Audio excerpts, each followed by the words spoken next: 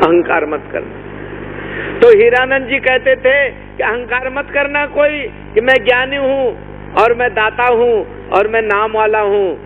अरे जो कुछ मिला है वो गुरु दाता के घर से भिक्षा में मिला है, प्रसाद रूप में मिला है। इसके प्रति कोई अहंकार नहीं, कोई दावा नहीं। मन निमाना रखने के लिए संत भी यह उपाय करते रहते हैं, नित्य ही करते हैं, ताकि मन नीचा रहे और बौद्धिक स्तर बहुत ऊंचा रहे, ब्रह्म ज्ञान ब्रह्मवेता इस रूप में रहे। सतोगुणी का ये लक्षण होता है। गुरु नानक देव जी ने अरदास में वचन भी लिखा है, सिख की मन निमा मत ऊंची। सिख जो होता है, शिष्य जो होता है, उसका मत यानी बुद्धि बहुत ऊंची होती है और मन अत्यंत निमाना होता है। लेकिन नमन नमन का अंतर है भाई। चीता का नमन, चोर का नमन और कमान का नमन। धनुष बाण की कोण भी नमन करती है, लेकिन नमन करते क्या करती है वो? आत्मघाती तीर को छोड़ती है, प्राण हनन करने वाला। और चीता भी बहुत नीचे होता है, लेकिन नीचे झुकने के बाद क्या करता वो? 22 फीट लंबी छलांग मार कर शिकार को फाड़ देता है। और चोर भी बहुत निमाना बन के कहे, बाबूजी आज रात काटने दो अपनी सीढ़ियों में मुझे। और जब बाबूजी सो जाएंगे तो घर का ताला काट देगा। रात क्या काटे, वो बाबूजी का गला काट के चले गए। तो नमन नमन का अंतर है। चीता भी नमता है, चोर भी निमाना बनता है और कमान धनुष की भी निमानी बनती है, लेकिन वो नुकसानदेह है। निमाना मन वो है जो सदैव एक रस निभ जाए, एक रस निभ जाए, उसमें उतार चढ़ाव ना आवे। वो हालातों में नहीं बहकना चाहिए उसको। आदमी उसे न जानिए जफर, ख्वाह वो कितना ही बड़ा साहिबजादा हो, जिसे ऐश में यादे खुदा न रहा, जिसे तैश में खौफे खुदा न रहा। हमारे बादशाह जफर एक अपनी कविता में लिख गए हैं कि उसको आदमी न जानना, चाहे कितने बड़े खानदान का हो, जिसे ऐशो आराम में ईश्वर की याद भूल गई और जिसको गुस्से में ईश्वर का डर भूल गया, उसको इंसान न समझो। जिसको ईश्वर का डर जिसके सिर पर है, ऐश में भी और तैश में भी, उसी का निमानापन श्रेष्ठ है। आप लोग अपनी जब खरमस्ती में आ जाओ तो ईश्वर का भय छोड़ देते हो, अपना मानव कर्तव्यों को भूल जाते हो। अपनी मर्यादा, कुल मर्यादा, लोक मर्यादा, समाज की मर्यादा, धर्म मर्यादा सब पानी फिर जाता है। और ऐसा करता तमोगुणी आदमी।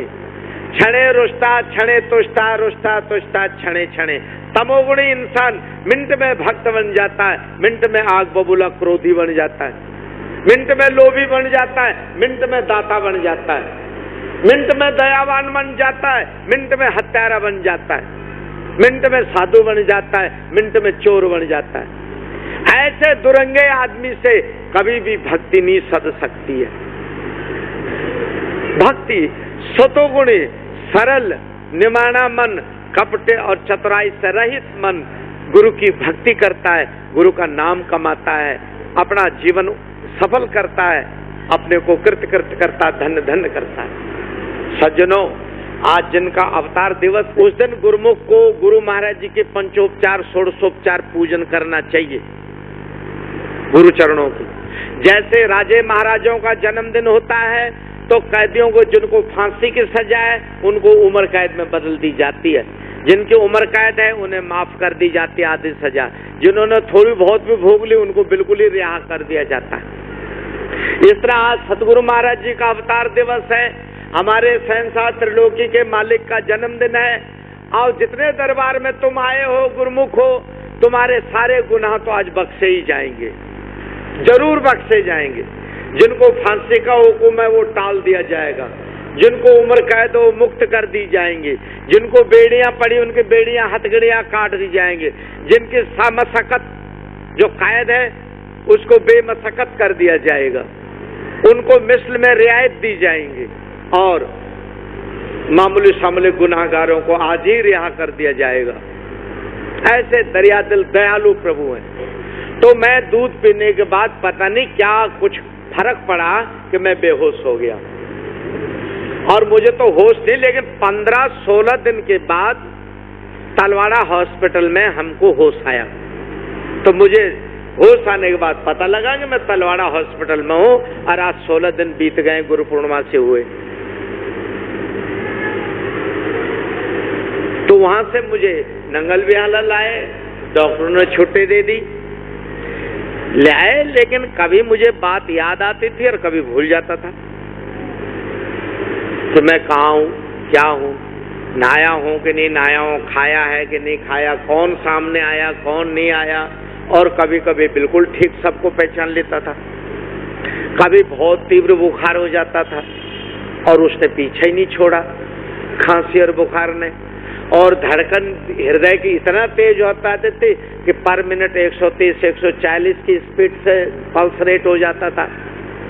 तो डॉक्टर नरेंद्र कुमार लखनपाल जी, डॉक्टर वेद प्रकाश जी, ये मुकेरिया वाले, ये सब लोग नंगल में डेली शाम को आ जाएं, रात भर मेरे पास रहें।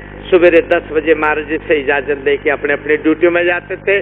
और एक डॉक्टर हांडा थे वहाँ पर पटियाले के, तो वो हांडा साहब वहाँ से तलवाड़े से मेरा मुआयना करने के लिए हर वीरवार को और नंगल पहुँचते थे। जब बहुत दिन ऐसे बीत गए, लगभग 3 महीने बीत गए और मेरा शरीर बिल्कुल घास के तिनके की तरह हो गया और अब इतना सामर्थ्य नहीं कि मैं उठ सकूं या बैठ सकूं या खा सकूं। तो एक दिन मैंने कुछ विचार किया कि अब जीवित रहना मुश्किल है। अब जो है कि जब तक शरीर है तब तक मुझे चित्त को और तत्व चिंतन में लगाना चाहिए, क्या पता कब ये प्राण पखेरु उड़ जाए। तो मैंने पूरी तरह से गहरे विश्वास से इस अपने आप को तैयार कर लिया कि अब जो है शरीर शांत हो जाएगा और संसार के सब बातों से चित्त को मोड़ के 24 घंटा अपने तत्वमसी के चिंतन में लीन रहने लगा। एक दिन वो ऐसी अवस्था होती है तत्वमसी चिंतन, आंख खुली हो बेशक, उन्मनी मुद्रा में, अगोचरी मुद्रा में आप चिंतन कर रहे हैं, किसी और ही लोक में आप भ्रमण कर रहे हैं, आंखें आपकी खुली हैं, आप बैठे हैं, दुनिया को तो यही दिखा देगा कि आप जागृत और बैठे हुए हैं, लेकिन वृत्ति कहीं और होती, ऐसे ही बैठे हुए थे। तो मैंने देखा कि उधर जो गोल सीढ़ियां हैं दक्षिण की ओर से, वहां से गुरु महाराज जी खड़ाऊ पहने हुए, चिट्टी लांगदार धोती पहने हुए, लंबे चोला पहने हुए आए और मेरी बगल में एक कमरा था, उसमें बहुत सारी दरवाजा खिड़कियों की लकड़ियां रखी हुई थी। तो श्री महाराज जी आए और सीधे उस कमरे में चले गए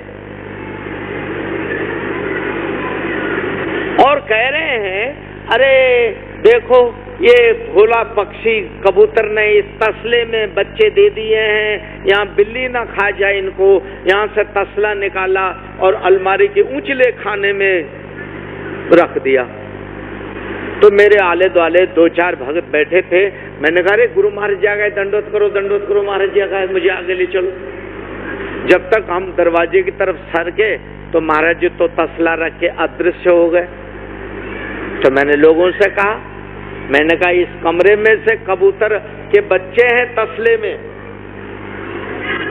और महाराज जी अभी उसको निकाल के गए हैं। बोले, अरे महाराज कबूतर यहाँ लकड़ियों के अंदर नीचे काहे अंडे देने लगा? बोले यही है।